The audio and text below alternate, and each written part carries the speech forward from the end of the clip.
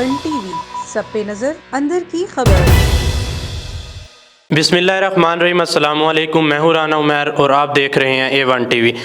नाज़रीन, आज जो पर्सनैलिटी शख्सियत मेरे साथ मौजूद हैं, ये डिफरेंट प्लेसेस पे, इनको मैं कह सकता हूं कि ये माइनॉरिटी किंग हैं, बिकॉज़ ये राइट्स के लिए, सेक्रीफाइसेस के लिए, वार के लिए, ये यूजुअली अनजस्टिस के लिए सब जगह इनको प्लेसेस पे देखा जाता है और ये काफ़ी एक जद्दोजहद करते दिखाई देते हैं राइट्स के लिए। और जहाँ पे मैं ये कह सकता हूँ कि वायलेंस हो या रूल्स की बात हो, रूल ऑफ लॉ की बात हो, जस्टिस की बात हो, ये हर जगह हमारे साथ दिखाई देते हैं।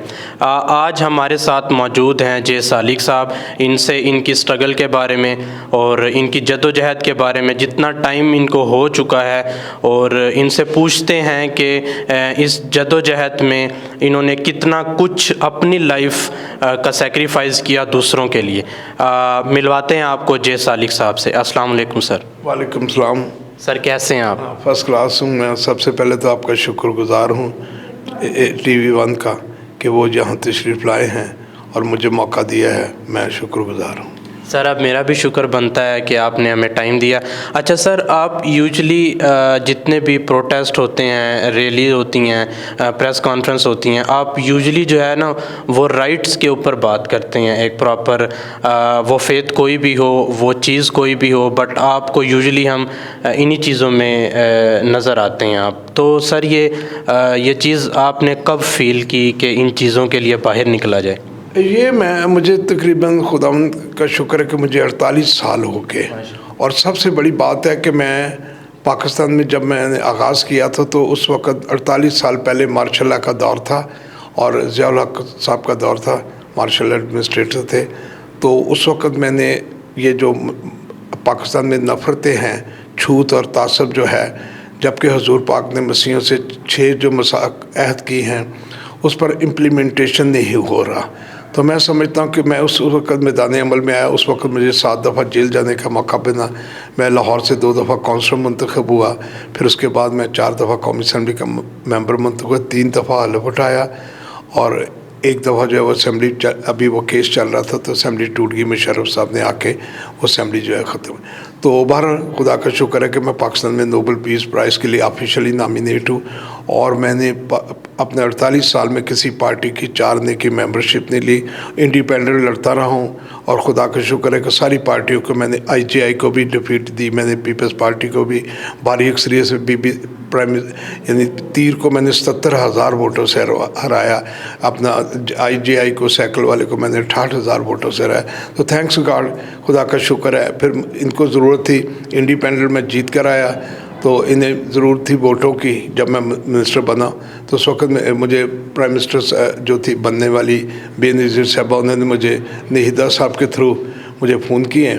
तो मैं क्योंकि मैं उन्हें 77,000 वोटों से हराया था, मैंने कहा जी बात ये कि मैंने ये फ़ैसला किया कि जो मेरे घर पर चल के आएगा मैं उसे वोट दूंगा। तो दोनों आने की कोशिश की, शहबाज साहब भी आए, लेकिन उन्होंने ये किया कि उनके साथ सुहेल ज़िया भट्ट था तो उन्होंने कलाशन कोपे वगैरह पहनी हुई। तो कहने लगे कि शहबाज साहब बाहर हैं तो वह आएंगे, आप पहले हमसे कमिटमेंट करें। मैंने कहा मैंने अखबार में दे दिया है कि जो मेरे घर पहले चल के गए, ये मेरी ज़मीर की आवाज़ है, मैं उसे वोट दे दूंगा। वो कहने लगे नहीं जी ऐसे नहीं, कमिटमेंट करें। मैं कहा जी ऐसे नहीं, मेरा हकीकत में मेरा दिल भी नहीं करता था उनको वोट देने के लिए, लिहाजा वो चले गए बाहर से। सेल्स बल्ट अंदर आया, 22 के गुलबर्ग की बात कर रहा हूँ, लाहौर की। फिर उसके बाद बेनज़ीर साहबा ने नहीदा साहबा के थ्रू फ़ोन किए तो मैं अपने सेक्रेटरी को कहा था कि जिसका फ़ोन आया उसे रिपीट किया करो कि नहीदा साहबा बोल रहे हैं। तो मैंने इशारा कर देना कह दो। तो फिर उन्होंने कहना जी नहीदा साहबा, तो मैं इस तरह बेनज़ीर ने आखिर पे कहा कि मुझे तो कहने लगे जी मैं बेनज़ीर बोल रही, कहाँ सालिक साहब? तो कहने लगे आप कौन बोल रहे हैं? बेनज़ीर, मेरे सेक्रेटरी ने। तो मैंने कहा जी मैंने कहा जी अस्सलाम वालेकुम। वालेकुम सलाम, आपको वोट चाहिए होगा? नहीं मुझे वोट नहीं चाहिए। तो मैंने कहा जी हमारे पास और क्या है? कहने लगी नहीं आप मेरे साथ खड़े हो, वोट जिसको मर्जी दे। मैंने कहा जी मैंने कहा जो पहले आ जाएगा वो ले जाए। तो कहने लगी मैंने यूसुफ रज़ा गिलानी को आपके घर के बाहर जंगीर बदर को भेज दिया है, उम्मीद है कि वो देखें बाहर, क्योंकि उस वक्त तो टेलीफोन व्हाट्सअप तो थे नहीं, वो बड़े बड़े टेलीफोन थे जो कि गाड़ियों में कारों में रखे होते थे, जैसे वो आपने देखे होंगे पुराने। तो इन्होंने इस तरह मैंने देखा बार जंगीर बदर भी आया हुआ था, यूसुफ रज़ा गिलानी। मैंने उनसे कहा कि गाड़ी में अंदर आ जाओ, तो कहने लगे नहीं जी सालिक साहब हम तो अभी आपने हमें तो वोट नहीं दिया, मैं स्पीकर बनने वाला हूँ।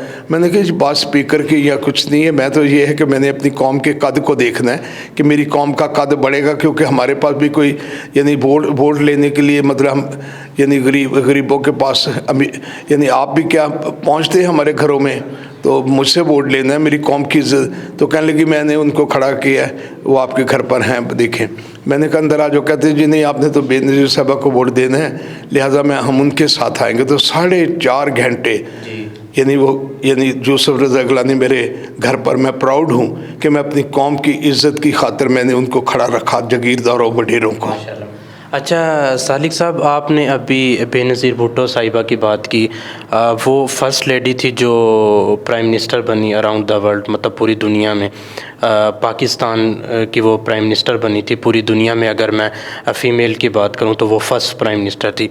तो सालिक साहब आप जैसे भी कह रहे हैं कि उनके साथ मेरी बात भी हुई, तो एज़ अ लेडी पर्सनैलिटी वो आपको कैसी लगी, और अगर वो आज ज़िंदा होती तो आपको अकॉर्डिंग डैट कितनी चेंजेस आपको मिलती पाकिस्तान में? नहीं, मुझे इतनी ज़्यादा कोई खुशफहमी नहीं है, क्योंकि जब मुझे यानी मैं तो उस वक्त उन्हें वोट दे दिया था, लेकिन मैं कोई कमिटमेंट नहीं की थी। लेकिन मुझे 3 माह के बाद प्राइम मिनिस्टर ने उस वक्त बेनज़ीर ने मुझे कॉल की कि आपसे मैं मिलना चाहती हूँ, आप आए मेरे पास। तो मैं गया, तो मुझे उन्होंने पहला लफ्ज़ ये कहा कि सालिक साहब मैं आपको बहुत अहम ज़िम्मेदारी दे रही हूँ। मैंने कहा बीबी मैं आखिर पे जो है मैं नहीं काम कर सकता आपसे। कहती क्या हुआ? मैंने कहा बस मैं नहीं कर सकता। तो बीबी कहने लगी उसने नहीदा को कहा मुझे टेलीफोन मिला के दो। उन्होंने सेक्रेटरी को खुद, हालांकि प्राइम मिनिस्टर का कोई काम नहीं कि सेक्रेटरी को कहे, लेकिन सेक्रेटरी को फ़ोन आया वो प्राइम मिनिस्टर का, तो बहुत उन्होंने जो कर सकती थी कह सकती थी गुस्से में कहा कि जब तक सालिक साहब आपको यानी अपना नहीं करेंगे आपसे मुज़ाकरात में, वो आप मुझे बताएंगे कि मैं मुतमिन हूँ, फिर मैं आपको, अब वरना सस्पेंड है। तो बारह थैंक्स गॉड 7-8 दिन मैंने उनको टाइम दिया, लेकिन वो किसी बात का क्वेश्चन का आंसर ना दे सका सेक्रेटरी। बारह मैं ये समझता हूँ कि पाकिस्तान की तारीख में एक ऐसे बंदे ने, ये नहीं कि मैं कोई गरीब कम्युनिटी से था, मेरा ताल्लुक जो है, मेरा जो वालिद था गॉर्डन कॉलेज से FSC सन 1940 में की थी। बरतानिया में फ़ौज में ब्रिटिश की कोर्ट मार्शल हुई थी।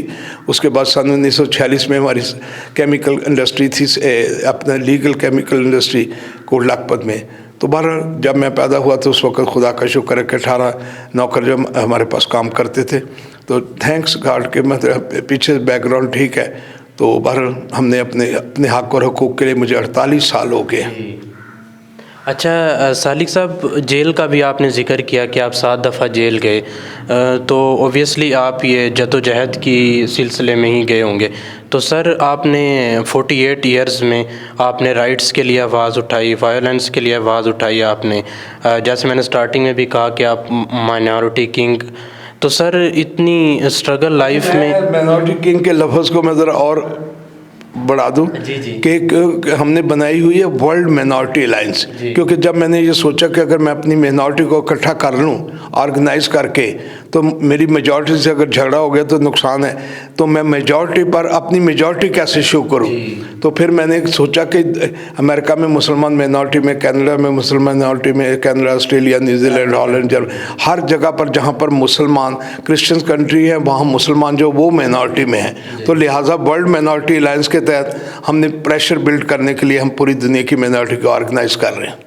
अच्छा सर, ये जेल में आपका क्यों जाना हुआ? देखने वालों को जी ये 16 MPO के तहत मेरे जितने मुकदमे ज़िंदगी में हुए हैं 16 MPO के तहत। 16 MPO का मुराद होता है कि नज़रबंद होते हैं, लेकिन इसकी सज़ा जो होती है ये अपना 90 दिन की होती है, फिर 90 दिन के बाद फिर 90 दिन बढ़ा दें 90 को, इस तरह, लेकिन केस कोई नहीं होता। ये 16 MPO के तहत मेरा अरेस्ट हुआ मार्शल लॉ के दौर में। اچھا سر، اگر میں لائف کی بات کروں، اسٹرگل لائف کی، ہر انسان کی جو لائف ہے وہ اسٹرگل اور ہارڈ ورک سے جڑی ہوئی ہے، تو سر آپ کی اس 48 ایئر کی اسٹرگل میں اگر میں بات کروں ٹرسٹ ورتھی کی، اونیسٹی کی، تو سر یہ کتنی امپورٹنٹ ہے ایک لائف کے لیے جو آپ کو دیکھ رہی ہے یوتھ، اور ان کو ایز اے میسیج آپ دینا چاہیں؟ یوتھ بڑی خوش ہوگی، ڈیفینیٹ خوش ہوگی کہ ایک بندہ یعنی یہ آپ کہیں کہ جی نہیں پاکستان میں کچھ نہیں ہو سکتا. میں تو بالکل اس بات کے میں تو کاٹا پھیرتا ہوں کہ ایسا پاکستان میں ہر کچھ ہو سکتا ہے، کرنے والا ہونا چاہیے.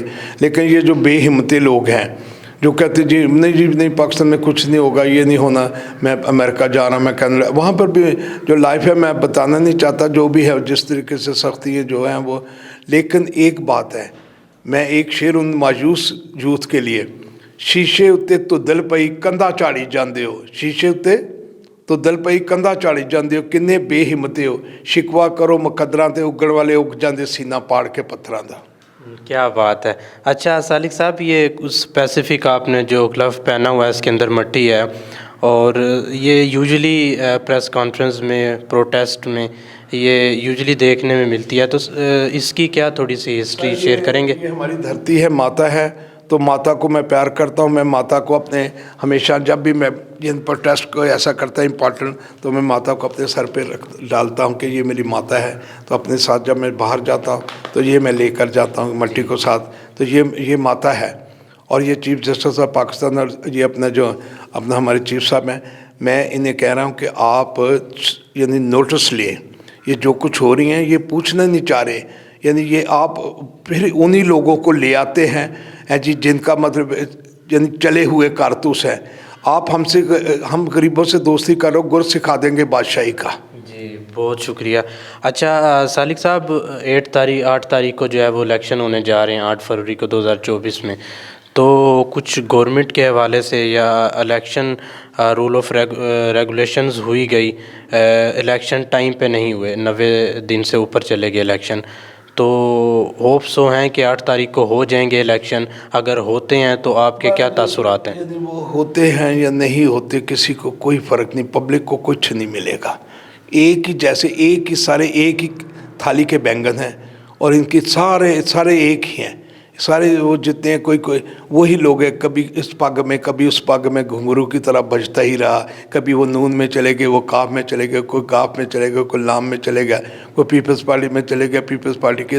تو یہ چھڑکنے ہیں، پنجابی میں کہتے ہیں اگر یہ چھڑکنے آ بھی گئے تو کیا چھڑکائیں گے، کیونکہ یہ چھڑک کے وہ بالکل یعنی ان کے وہ اپنا جو ہے نا اس میں آواز میں وہ گونج نہیں رہی.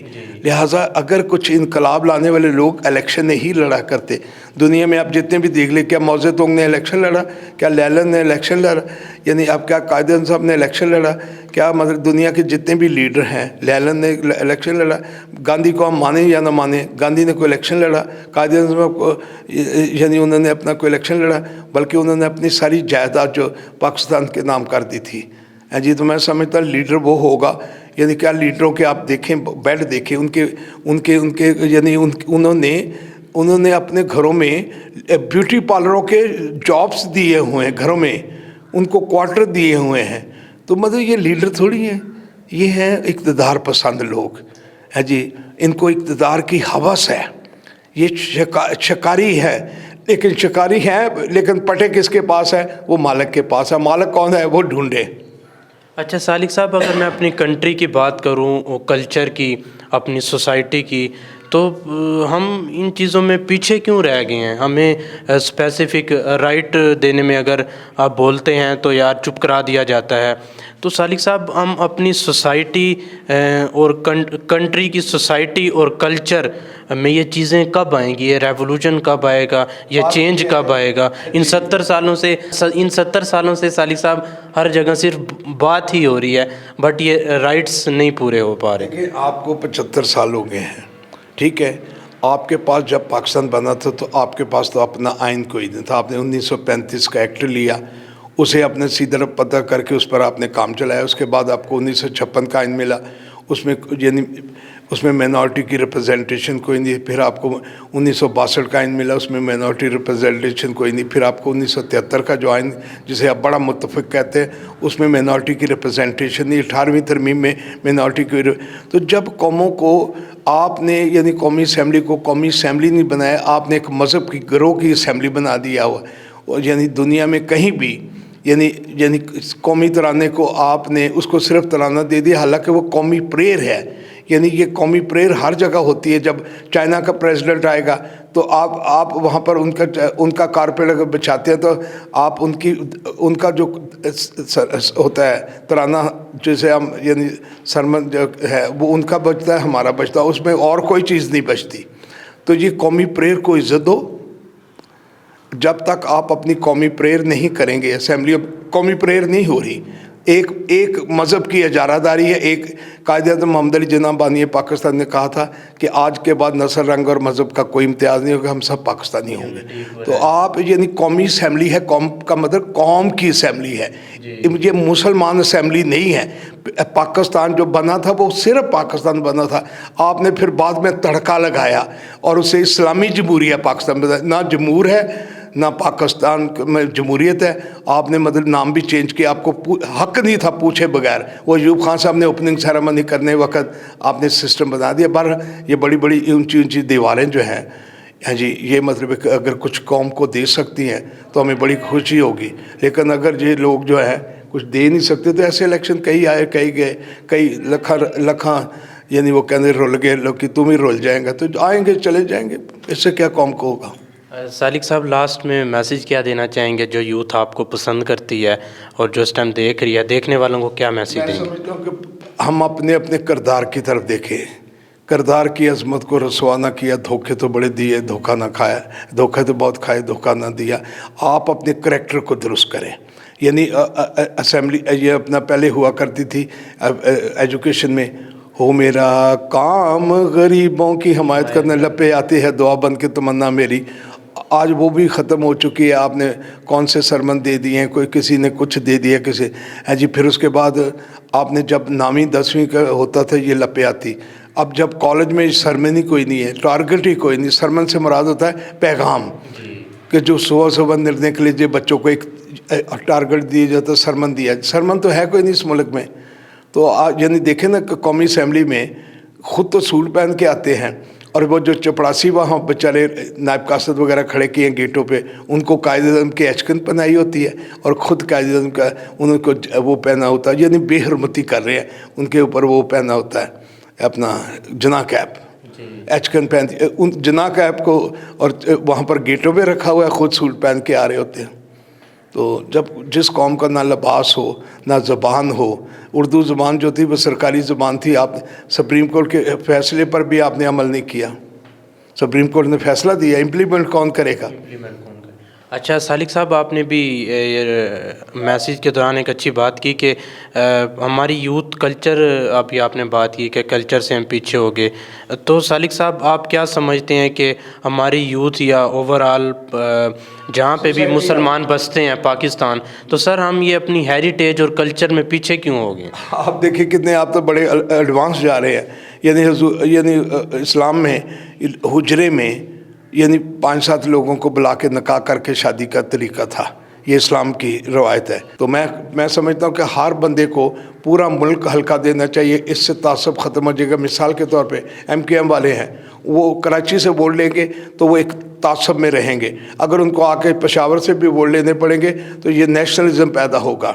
ہر بندے کو جو ہے پارٹیوں کو یعنی اسی طرح بندوں کو, جب ہم پورے پاکستان سے میں 4 دفعہ الیکشن جیت سکتا ہوں, کھڑا ہو سکتا ہوں, میں جتنی دفعہ کھڑا اتنی دفعہ 33,000 پولنگ سے بغیر پارٹی کے.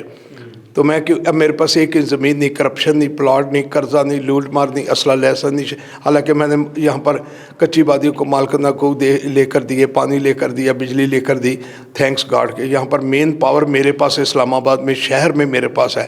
بڑی پارٹیوں کے پاس یہاں تو سرکاری کوارٹر یا کوٹھی ہیں, لیکن جو لوگ پبلک نکلنے والی لوگ ہیں وہ میرے ہی ہیں. مین پاور میرے پاس ہے. یہ جب پتہ لگ گیا نا اسٹیبلشمنٹ کو, سمجھ ان کو بھی ہے میری, لیکن یہ کہ وہ وہ اسٹیبلشمنٹ بھی جو ہے نا وہ جگیردار و وڈیروں کے ہاتھوں میں میرا خیال کھیل رہی ہے. میرا خیال ہے, شاید ہو سکتا ہے میں غلط بھی ہوں. اچھا سالک صاحب, لاسٹ کوسچن پھر میں آپ سے اجازت چاہوں گا.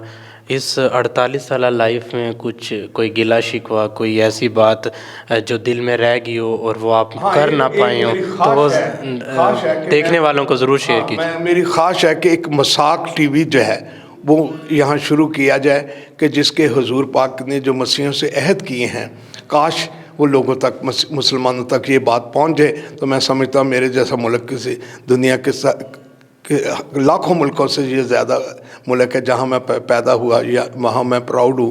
یہاں فیملی ویلیوز ہیں, بڑے چھوٹے کا احترام ہے. یہاں پر مطلب آج بھی جوائنٹ وینچر ہے, یعنی باپ آج بھی جو اولڈ ہوم میں نہیں جاتا. تھینکس گاڈ یہ ایسے ہی پاکستان رہے. ہمیں ایسی ترقی نہیں چاہیے کہ جس سے ماں باپ بچھڑ جائیں اور سارے مطلب ہم الگ الگ ہو جائے, جیسے امریکہ میں ہے کہ کوئی کسی کو نہیں, بوڑھا ہو گیا باپ اولڈ ہوم میں, ماں بوڑھی ہوگی اولڈ ہوم میں. تو تھینکس گاڈ کہ پاکستان, بہت پراؤڈ ہوں کہ پاکستان اس بلا سے ابھی بچا ہوا ہے. تھینکس. بہت شکریہ سالک صاحب. ناظرین, ایکس فیڈرل منسٹر جے سالک صاحب ہمارے ساتھ موجود تھے. ایکس بھی اور نیکسٹ بھی ہے. جی ٹھیک ہے, انہوں نے نیکسٹ بھی بول دیا, اور ایکس بھی اور نیکسٹ بھی. میں آ سکتا تھا, نگران گورنمنٹ میں آ سکتا تھا ایزی, کیونکہ یہ جو آیا ہوا ہے نا, یہ خلیل جو جارج ہے, وہ اپنی نون کی پارٹی کا پارلیمانی سیکرٹری رہا ہے. یہ غیر قانونی ہے, غیر آئینی ہے. الیکشن کمیشن نہیں نوٹس لیتا, تو یہ الیکشن کمیشن کی نااہلی ہے. بہت شکریہ جے سالک صاحب, آپ کے اتنے قیمتی ٹائم کا. انہوں نے بہت اچھی اور خوبصورت باتیں کی یوتھ کے لیے. ان کا مجھے بھی اچھا لگا میسیج, وہ یہی تھا کہ اپنے خود کو چینج کیجئے, اپنے اندر کو چینج کیجئے, پازیٹیو تھنک کیجئے, اچھے برے کی تمیز سیکھیے. اور کلچرلی طور پہ انہوں نے بہت خوبصورت بات کی کہ پاکستان کا کلچر, ہم مسلمانوں کا کلچر, جو کلچر ہے اس کو کنٹینیو کریں گے تو چینج آئے گا, ریولوشن آئے گا. باہر کے فارن کلچر کو اڈاپٹ کریں گے تو اوبویسلی ناکامی ہی ہوگی. ان کی خوبصورت باتیں تھیں. ان کی سٹرگل کے بارے میں ناظرین میں نے ان سے بات کی, اچھا لگا. ان کی جتنی بھی جد و جہد تھی, ایز اے ہیومینٹی اگر میں بات کروں, انسانیت کے لیے بات کی جائے, تو انہوں نے ماشاءاللہ سے بہت اچھا کام کیا. سٹرگل لائف کے بارے میں ہم نے ان سے پوچھا, جد و جہد کے بارے میں ہم نے ان سے پوچھا. جی سالک صاحب, یہ بھی دکھائیں سر. جی ناظرین دکھائیں گے انشاءاللہ. ان کی باقی چیزیں بھی جو ان کی سٹرگل کے بارے میں ہے وہ بھی ساتھ ساتھ آپ لوگوں سے شیئر کریں گے, دکھاؤں گا میں ان کی جتنی بھی سٹرگل ہے. ایک نئے انٹرویو میں, ایک نئی رپورٹ میں آپ کی خدمت میں حاضر ہوں گے. کیمرہ مین امین راجپوت کے ساتھ رانا عمیر, A1 TV اسلام آباد. A1 TV, سب پہ نظر, اندر کی خبر.